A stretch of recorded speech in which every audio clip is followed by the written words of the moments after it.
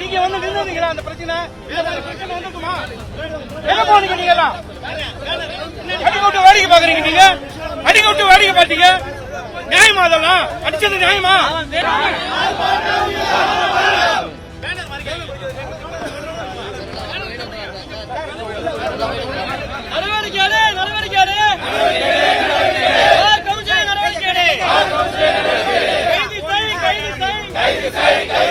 வழக்கறிஞரை தாக்கிய குற்றவாளியை கைது செய். பதிவு செய். காவல்துறை வழக்கு செய்.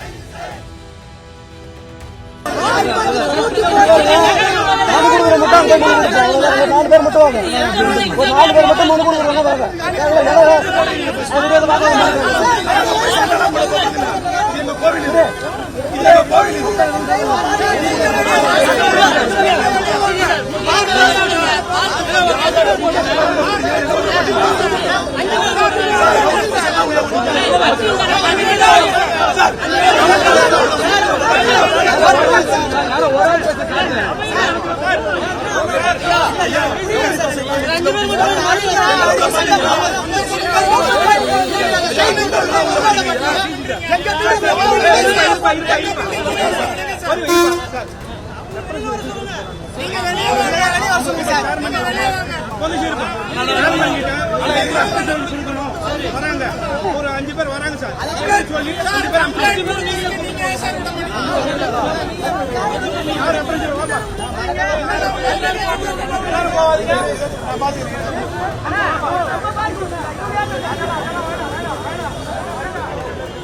பாராளுமன்ற உறுப்பினர் அவரு வந்து அவர் ஒரு வழக்கறிஞர். மேலும் பெருமையா சொல்லணும்னா அவர் ஒரு பெரிய வழக்கறிஞர். அந்த வழக்கறிஞர் நலனுக்கு பாடுபடாம குண்டர்களை ஏவி விட்டு வேடிக்கை பார்த்த மாதிரி இருந்தது. ஆகையால் அருமைக்குரிய சகோதரர் திருமாவளவன் பாராளுமன்ற உறுப்பினர் அவர்கள் வழக்கறிஞரை தாக்கிய குண்டர்கள் மீது ஆக்ஷன் எடுக்க சொல்லி அவரே சொல்லணும். அவர் வந்து வருதுகிறேன்னு ஒரு மன்னிப்பு கேட்கணும்.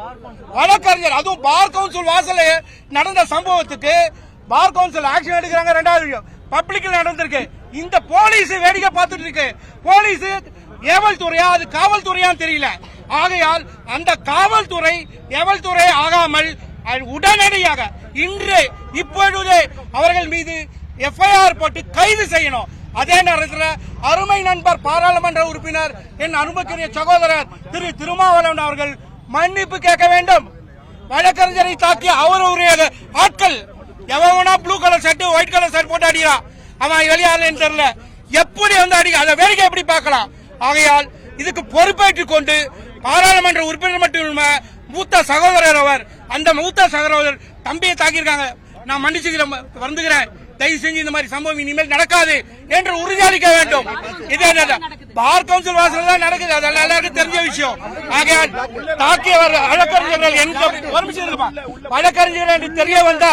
வழக்கறிஞர் என்று தெரிய வந்தால் தாக்கியவர்கள் அவர்களை உடனடியாக சஸ்பெண்ட் செய்ய வேண்டும். ஏன் எதற்கு என்று கேட்காமல் உடனே சஸ்பெண்ட் பண்றான். வீட்டுக்கு பிரச்சனை ஹவுஸ் ஓனர் டெனன்ட் பிரச்சனை சஸ்பெண்ட் பண்றான். வக்கீல தாக்கியிருக்கான், எவன் வக்கீலான்னு தெரியல, வக்கீல் கூட இந்த குண்டனா தெரியல. போலீஸ்காரன் ஐடென்டிஃபை பண்ணி அத வக்கீல் தான், அந்த வக்கீல சஸ்பெண்ட் பண்ணணும். இவர்களுக்கு பாதுகாப்பு கொடுக்கணும் வழக்கறிஞர் ராஜீவ்காந்திக்கு. மேலும் அவர்கள் மீது கைது நடவடிக்கை இமிடியா எடுக்கணும். நாலாவதாக அருமை அண்ணன் திருமாவளவன் வருந்துகிறேன் என்று மன்னிப்பு கேட்க வேண்டும் இந்த சமுதாயத்தில். இதுதான் எனக்கு கோரிக்கை. என் பேர் ஆர் முரளி, முன்னாள் துணைத் தலைவர் MHA. அதாவது இது சார், இது ட்ரையல்ல தான் ப்ரூவ் பண்ண முடியும். வாகனத்தை இடிச்சாருன்னா சார் இதெல்லாம் அந்த சப்ஜெக்ட்டுக்கே போல. அந்த சார் இடிச்சுட்டா உன்னை அடிச்சிருங்களா சார்? அடிச்சிருங்களா? இறங்கி அடிச்சிருங்களா? எத்தனையோ பிடிசி காரன் இடிச்சுட்டு போறான், அவனை இறங்கி அடிப்பீங்க நீங்க? எத்தனை பொதுமக்கள் அவன் சாதாரண இவன் ஒரு விஷயம் இருக்கான். பொதுமக்களுக்கு ஒருத்தன், அதுக்கு மேல வழக்கறிஞர். சார் ஏதோ நடந்துச்சு தம்பி, விடுப்பா நீ விடுப்பா அப்படின்னு ஒரு சமாதானம் செய்ய வந்தால் தலைவனுக்கு அருகதை. அது வேடிக்கை பார்த்து கொண்டு முறைச்சார் தட்டினார் அப்படின்னா என்னங்க இந்த ஊர்ல எந்த ஊர்ல என்ன மன்னர் ஆட்சியா? இது என்ன மன்னர் ஆட்சியா மக்கள் ஆட்சியா? ரவுடி ராஜ்யமா? ரவுடிகள் ராஜ்யமா? இது வன்மையாக கண்டிக்கிறோம் எனது சகோதரர்கள் அனைவரும் சார்பாக. வழக்கறிஞர் ராஜீவ்காந்தி அவர்கள் மீது கொலைவெறி தாக்குதல் நடத்திய குண்டர்களை கைது செய்ய வேண்டும். அதற்கு முதற்கட்டமாக முதல் தகவல் அறிக்கையை பதிவு செய்ய வேண்டும் என்று சொல்லியும், சம்பந்தப்பட்ட வழக்கறிஞர்கள் அதில் இருந்தால் அவர்கள் மீது பார் கவுன்சில் உரிய நடவடிக்கையை மிக விரைவாக எடுக்க வேண்டும் என்று சொல்லியும், இன்று வழக்கறிஞர்கள் சார்பாக உயர்நீதிமன்ற வழக்கறிஞர்கள் அனைவரும் சென்று தமிழ்நாடு பார் கவுன்சிலுடைய செயலாளர் அவர்களிடம் மனு கொடுத்திருக்கின்றோம். அந்த மனுவின் பேரில் உரிய விசாரணை நடத்தி இன்னும் 2 நாளில் தக்க நடவடிக்கை எடுப்பதாக உறுதியளித்துள்ளார்கள். நாங்கள் பலமுறை இங்கே நிறைய பிரச்சனையை வழக்கறிஞர்கள் சந்திச்சிருக்கோம், மனு கொடுத்திருக்கோம். எந்த ஒரு நடவடிக்கையும் எடுத்ததா நாங்கள் இது வரைக்கும் பார்க்கல. இன்னும் சொல்ல போனா காவல்துறை இதே திராவிட முன்னேற்ற கழக ஆட்சியில தான் உள்ள புகுந்து அவ்வளவு தூரம் அடிச்சு தாக்குதல் நடத்தினாங்க. அதாவது சொல்றேன், அந்த வழக்கில் கூட அடிச்சவங்களுக்கு ப்ரொமோஷன் கொடுத்த கவர்மெண்டா இருந்தது. ஆனா நாங்க முதல்வர் ஸ்டாலின் அவர்களை மிகவும் மதிக்கின்றோம். நிச்சயம் அவர் நல்ல நடவடிக்கை எடுப்பார் என்று நம்புகின்றோம். பாதிக்கப்பட்டவர்களுக்கு உரிய நீதி தரும் வகையில் சம்பந்தப்பட்டவர்கள் யாராக இருந்தாலும் இரும்பு கரம் கொண்டு அல்லது வேற ஏதாவது கரம் கொண்டு கூட அடக்குவார் நாங்க நம்புறோம். வழக்கறிஞர்களுக்கு ஒவ்வொரு முறையும் இதை தான் செய்ய முடியும். அப்படி ஏதாவது சொன்னது போல நடக்கல அப்படின்னா நிச்சயம் தமிழக அளவில் போராட்டம் அங்கங்க வெடிக்கும். வழக்கறிஞர்கள் வீதிக்கு வந்து போராடக்கூடிய ஒரு சூழல் வரும். ஏன் சொல்றோம்னா, இன்னைக்கு சூழ்நிலை சரியில்லைங்க. வழக்கறிஞர்கள் துணிச்சலா சமூக பிரச்சனையை கையை எடுத்து போராடக்கூடியவங்க.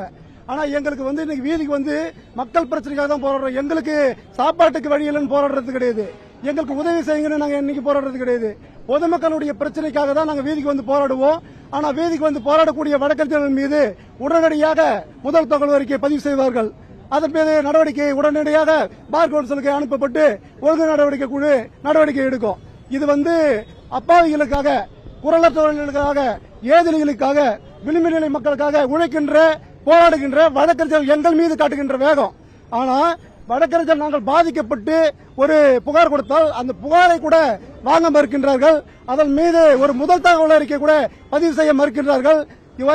சம்பவம் நடந்து ஒரு வாரத்திற்கு மேல் ஆகின்றது. இதுவரை என்ன நடவடிக்கை எடுத்தார்கள் பார் கவுன்சில் என்பது தெரியவில்லை. 25 உறுப்பினர்கள் இருக்கின்றார்கள். எல்லோரும் எங்கள் நண்பர்கள் தான். அவர்களை நாங்கள் மிகவும் மதிக்கின்றோம். உரிய நடவடிக்கை எடுப்பார்கள் என்று நம்பினோம். ஒரு வாரமாக எதுவும் நடக்கவில்லை என்பதால் இங்கு இந்த மனுவை கொடுத்திருக்கின்றோம். VS கோபு, வழக்கறிஞர்கள் சமூக நீதி பேரவையுடைய மாநில தலைவர்.